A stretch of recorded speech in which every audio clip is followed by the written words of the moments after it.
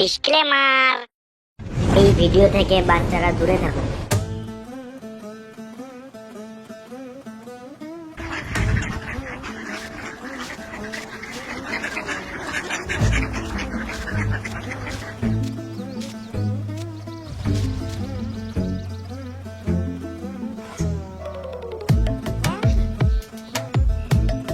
দাদু ভালো ঘুম দিলে বলো।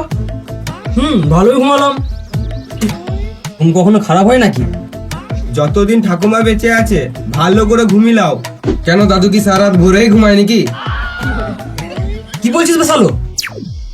না মানে দাদু সারা রাত ঘুমায় না, ভোরের দিকে ঘুমায়। সকাল সকাল একটু ভালো কথা বল।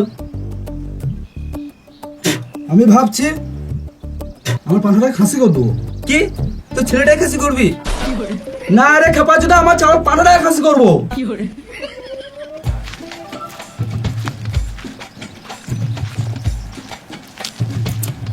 আমাদের পাঁঠার মাংসের ঘটনাটা শোনা। এ সবাই চুপ চুপ, অনেকদিন থেকে গল্প শুনি নাই। এটা কোনো শোনা গল্প নয়, আমরাই ঘটিছি, আমাদেরই ঘটনা বটে। এই বলছি, কালকে আমার মাসি ছেলে বিয়েতে বরযাত্রী গেছিলাম। ভালো বলো বটে মারা, অমনি গাড়ি করে পয়সা দিলে গেছিল। কেমনি গাড়ি? তুই গরিব নিকি রে মানা? অমনি কেমনি কিছুই নয়, অমনি গাড়ি মানে 4 চাকা। গল্পটা বল না কেলা চোদা। কাল বিয়ে বাড়িতে 1 বালতি পাঁঠার মাংস খেয়েছি। আমি তো মারা কালকে 90 থেকে 100 পিস মিষ্টিও খেয়েছি। হ্যাঁ মারা গেল ফালতু কথা। এক বালতি মাংস, 90-100 পিস মিষ্টি, কোনো ব্যাপার হলো নাকি? তোদের মতো যখন আমি ইয়াং ছিলাম তখন এক বালতি মাংস, 90-100 পিস মিষ্টি, তার সাথে আবার 2 কিলো চালের ভাত খেতাম, তাও আবার একা।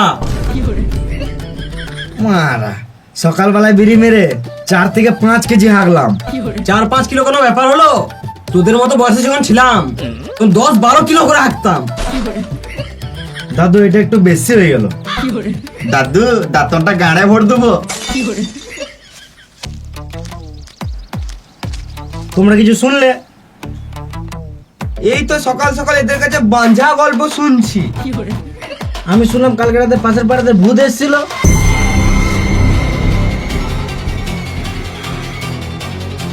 ভূত বলে কিছু হয় না মারা। এ খ্যাপা চুদা, ও আমাদের গ্রাম সব থেকে শিক্ষিত আর বিশ্বাসযোগ্য ছেলে। ও কোনোদিন মিথ্যা কথা বলে না। কিন্তু আমি তো কোনোদিন ভূত দেখি নাই মারা।